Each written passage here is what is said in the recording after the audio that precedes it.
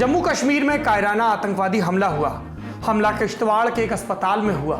आतंकवादी बुर्का पहनकर भीतर दाखिल हुआ। भीतर कहां? ओपीडी में। अभी यह नहीं पता कि आतंकवादी महिला थी या पुरुष। आतंकवादी ने आरएसएस से जुड़े एक नेता चंद्रकांत पर फायरिंग शुरू कर दी। हमले में चंद्रकांत बुरी तरह जख्मी हो गए। उनके बॉडीगार्ड की मौत हो गई। कुछ देर बाद चंद्रकांत ने भी दम तोड़ दिया। सुप्रीम कोर्ट ने प्रधानमंत्री नरेंद्र मोदी की बायोपिक पर रोक लगाने से इनकार कर दिया है। 11 अप्रैल को फिल्म रिलीज होनी थी। याचिका लगी थी कि फिल्म में प्रधानमंत्री का महिमा मंडन है, इसे रोका जाए। सुप्रीम कोर्ट ने कहा कि अभी सेंसर बोर्ड का सर्टिफिकेट ही नहीं मिला है, अपरिपक्व मांग है, समय की बर्बादी है। ये सब कहकर फिल्म को हरी झंडी दिखा दी गई। कोर्ट ने यह भी कहा कि फिल्म का चुनाव पर असर तय करना चुनाव आयोग का काम है।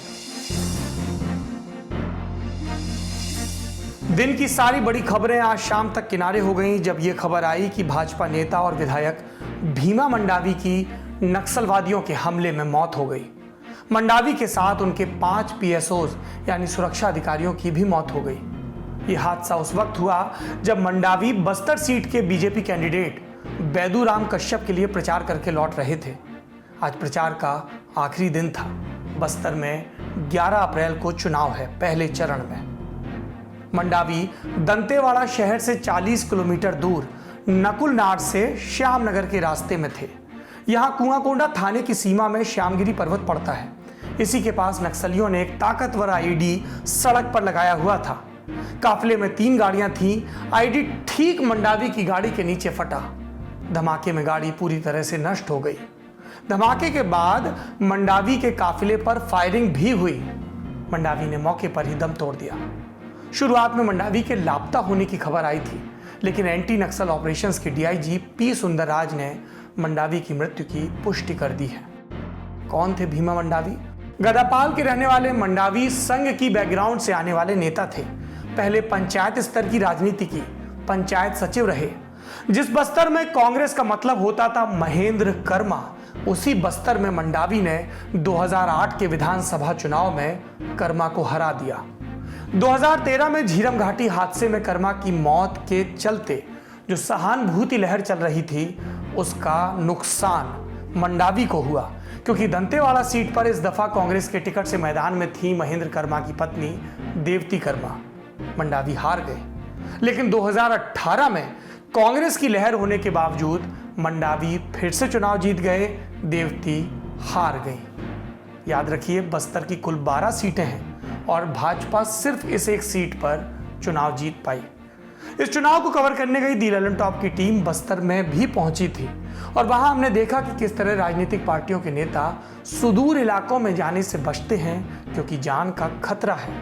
तब भी मंडावी जीते। वजह 100 में स्वभाव, मिलनसार व्यक्तित्व। एक फैक्टर और था, संगठन। संघ ने मंडावी के लिए बहुत काम किया था। उन्हें विधानसभा चुनाव में जितवाने के लिए एड़ी चोटी का जोर लगा दिया था। वनवासी कल्याण आश्रम और सीधे संघ के लोग भी लगे हुए थे। तब जाकर पूरे बस्तर संभाग में इस एक सीट पर भाजपा खाता खोल पाई। मंडावी की जीत को एक और लेंस से देखना होगा। हमने बस्तर में लंबे समय से काम कर रहे पत्रकारों से बात की। उन्होंने बताया कि नक्सली चुनाव प्रक्रिया के खिलाफ रहते हैं, लेकिन 2018 के विधानसभा चुनाव के दौरान नक्सलियों ने भाजपा को ज्यादा टारगेट किया, क्योंकि केंद्र और राज्य में भाजपा की सरकार थी। विधानसभा चुनाव के दौरान भाजपा नेताओं के खिलाफ नामजद कैंपेन चला, धमकियां जारी की गई। ऐसे में मंडावी का जीतना एक पार्टी के जीतने से ज्यादा की बात थी। अब कांग्रेस से सवाल भी पूछे जाएंगे। कांग्रेस सवाल करती रही है कि रमन सिंह अपने 3 कार्यकालों में नक्सल समस्या का समाधान क्यों नहीं कर पाए। अब छत्तीसगढ़ में निजाम कांग्रेस का है। छत्तीसगढ़ में सुरक्षा व्यवस्था की जिम्मेदारी राज्य की प्राथमिक जिम्मेदारी है। केंद्र की एजेंसियां उसकी मदद के लिए हैं। तो सारे सवालों के जवाब कांग्रेस के नेता और मुख्यमंत्री भूपेश बघेल को देने हैं। पहला सवाल तो यही है कि मंडावी की मौत किसी सरप्राइज अटैक में नहीं हुई। यह इलाका नक्सलियों के प्रभाव वाला है। ठीक इसी इलाके में कुछ वक्त पहले इसी तरह का एक और आईडी ब्लास्ट हुआ था, जिसमें 6 जवानों की मौत हो गई थी। इसमें छत्तीसगढ़ पुलिस के टीआई विवेक शुक्ला की भी मौत हुई थी। ये 2014 की बात है, फरवरी के महीने की। यानी सरकार को पता था कि इलाका खतरनाक है। दूसरा सवाल, नक्सल हमले के पैटर्न से उपजता है ये सवाल। ठंड खत्म होने के बाद और बारिश से पहले तक, यानी अप्रैल से जुलाई के महीने में नक्सली टैक्टिकल काउंटर ऑफेंसिव कैंपेन चलाते हैं। इस वक्त जंगल के नाले सूखे रहते हैं, नक्सल मूवमेंट आसान होता है। इस दौरान कई बड़े हमले हुए हैं। 6 अप्रैल 2010 को ताड़मेटला के नक्सल हमले में 76 सीआरपीएफ जवानों की हत्या इसी स्ट्रेटजी के तहत हुई थी। नक्सल टारगेट्स माने जाने वाले लोगों को ऐसे में अतिरिक्त सुरक्षा दी ही जानी चाहिए थी। तीसरी बात सबसे ज्यादा गंभीर है। स्थानीय भाजपा नेताओं की शिकायत है कि कांग्रेस नेता अंदरूनी इलाकों में अपेक्षाकृत आसानी से घुस पा रहे हैं। उदाहरण दिया गया कांग्रेस के नेता और बीजापुर के विधायक विक्रम मंडावी का, जो बीजापुर के कोर नक्सल एरिया में भी सभा करने में सफल रहे। इस जगह का नाम है तराला। कहा गया कि यहाँ 3-4 हजार लोग जुटे, नक्सली इलाके में बड़ी सभा है। भाजपा ने इसकी चुनाव आयोग से शिकायत भी की। 30 मार्च 2019 को विक्रम ने बीजापुर में भी एक और सभा की, इस बार कंगालूर इलाके में। इसमें भी लोग जुटे। दबी जबान में सवाल किया जा रहा है कि क्या नक्सली कांग्रेस को लेकर सॉफ्ट हैं, और अगर ऐसा है तो कांग्रेस का क्या कहना है छत्तीसगढ़ में। आगे क्या होगा? बस्तर में 11 अप्रैल को वोट पड़ने हैं, प्रचार थम चुका है, लेकिन वोटिंग के लिए कितने लोग निकलेंगे इसे लेकर संशय पैदा हो गया है। खासकर अंदरूनी इलाकों में नक्सली लगातार धमकियां दे रहे हैं, वोट दिया तो उंगली काट देंगे, वोट दिया तो जान ले लेंगे। और अब तो एक भाजपा विधायक की हत्या भी हो गई, जबकि उसके पास 3 गाड़ियां थी, हथियारबंद जवान थे। ऐसे में लोगों के भीतर, वोटरों के भीतर डर बैठेगा, और डर का ये वाद ही आतंकवाद कहलाता है। अगर नक्सली चाहते हैं कि उन्हें आतंकवादी ना कहा जाए तो उन्हें सोचना होगा कि 9 अप्रैल के रोज उन्होंने क्या किया और क्यों किया, और सरकारों को बताना होगा कि हम इस राक्षस से कब मुक्त होंगे। बड़ी खबर में अब बात दिन के बड़े राजनीतिक अपडेट्स की। एक वक्त था कि हमारे नेताओं के बयान महज आपत्तिजनक होते थे, अब हमारे नेता सीधे गाली देते हैं। 8 अप्रैल के रोज गुजरात भाजपा के अध्यक्ष जीतू वाघानी ने गाली दी। कौन सी? वही जो दिसंबर 2014 में भाजपा सांसद साध्वी निरंजन ज्योति ने दी थी। और इसी गाली का इस्तेमाल करते हुए वाघानी ने कहा,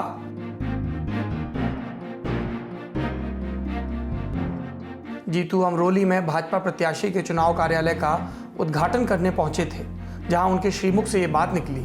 किसके लिए? इसका जवाब उन्होंने मीडिया को दिया। इंडियन एक्सप्रेस अखबार की रिपोर्ट के मुताबिक जीतू का बयान है कि गाली का इस्तेमाल मैंने मोहम्मद सूरती जैसे नेताओं के लिए किया था, जो कांग्रेस में थे और अपनी राजनीतिक ताकत का इस्तेमाल सांप्रदायिक दंगों में करते थे। अपनी बात आगे रखने से पहले आपको सूरती के बारे में बता देते हैं। बाबरी मस्जिद के ढहाए जाने के बाद सूरत में दंगे हो गए थे। इन्हीं दंगों के दौरान जनवरी 1993 में सूरत के वारछा इलाके और रेलवे स्टेशन के प्लेटफॉर्म नंबर 1 पर बम ब्लास्ट हुआ था। इसमें अल्पा पटेल नाम की बच्ची की मौत हो गई थी। 31 लोग घायल हुए थे। टाडा कोर्ट ने मामले में कांग्रेस सरकार में मंत्री रहे मोहम्मद सूरती समेत 5 लोगों को सजा सुनाई थी। सुप्रीम कोर्ट ने इन सभी को बरी कर दिया, लेकिन वाघानी के लिए सूरती दोषी हैं और गाली के पात्र। आप पूछ सकते हैं कि गाली देने में क्या समस्या है? लोग दिन रात देते हैं, इन्होंने सार्वजनिक तौर पर दे दी। समस्या है क्योंकि वाघानी नेताजी हैं। वो गाली देकर अपने विरोधियों को गिरा देना चाहते हैं, क्योंकि उनके पास शायद तथ्य नहीं है। गाली में एक किस्म का मनोरंजन भी होता है, अपने विरोधी को मखौल में बदल देने से पैदा होने वाला मनोरंजन। राजनीति मनोरंजन की जगह नहीं है। हम नहीं जानते कि वाघानी को अपनी पार्टी को 20 साबित करने में शब्द कम क्यों पड़ रहे हैं। उनकी पार्टी ने तो 70 साल में सबसे ज्यादा काम करवाया है, उनका ऐसा दावा है। उन सभी कामों के आंकड़े जारी कर देते, पब्लिक दौड़कर वोट दे देती, कांग्रेस क्या विपक्ष मुक्त भारत ही बन जाता। गुजरात से अब चलते हैं महाराष्ट्र। आज के रोज लातूर में भाजपा नेता नरेंद्र मोदी की रैली थी। हमने भाजपा नेता क्यों कहा, यह आपको मोदी की बात सुनकर समझ आ जाएगा। सुनिए। मैं मेरे फर्स्ट टाइम वोटर से कहना चाहता हूं कि आपका पहला वोट पुलवामा में जो वीर शहीद हुए, उन वीर शहीदों के नाम आपका वोट समर्पित हो सकता है क्या? सेना किसी पार्टी की नहीं होती, उसके सुप्रीम कमांडर भी राष्ट्रपति होते हैं, जो चुनावी राजनीति से ऊपर माने जाते हैं। चुनाव आयोग कई बार चेता चुका है कि चुनावी अपीलों के लिए सेना का इस्तेमाल ना किया जाए, लेकिन भाजपा नेता बाज नहीं आ रहे। योगी कहते हैं कि सेना मोदी की है, मोदी कहते हैं कि वोट समर्पित कीजिए। जिस कॉन्फिडेंस के साथ कहते हैं, यही लगता है कि सेना को वोट तभी समर्पित होगा जब वो उनकी पार्टी को जाएगा। अगर नहीं तो मोदी जी को ये बताना चाहिए कि वीर जवानों के नाम वोट समर्पित करने का तरीका क्या है। क्या भाजपा और सेना एक ही है? और सेना के जवानों का जिक्र आया तो मुझे कांग्रेस की मुंबई की एक सीट की कैंडिडेट उर्मिला भी याद आ गई, जो कभी एक्ट्रेस हुआ करती थी। उनको भी अभिनंदन, विंग कमांडर अभिनंदन की तस्वीर के साथ देखा गया, उन पर भी यही बात लागू होती है। सभी राजनीतिक दलों पर कृपया सेना को अपनी सियासत से दूर रखिए। नरेंद्र मोदी दुनिया की सबसे बड़ी पार्टी के नेता हैं। उनके पास अपनी सरकार की कथित उपलब्धियों के प्रचार के लिए एक पूरा तंत्र है।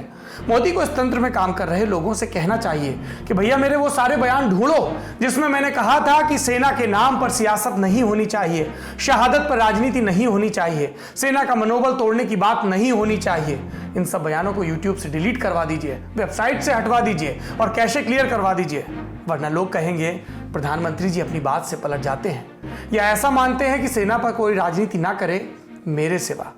भारतीय जनता पार्टी के नेता नरेंद्र मोदी से हमारा निवेदन है, सेना से उसकी कार्रवाई का सबूत मांगने भर से ही उसका मनोबल नहीं टूटता। उसका मनोबल तब भी टूटता है जब कोई राजनीतिक पार्टी उसे अपनी जागीर मान लेती है।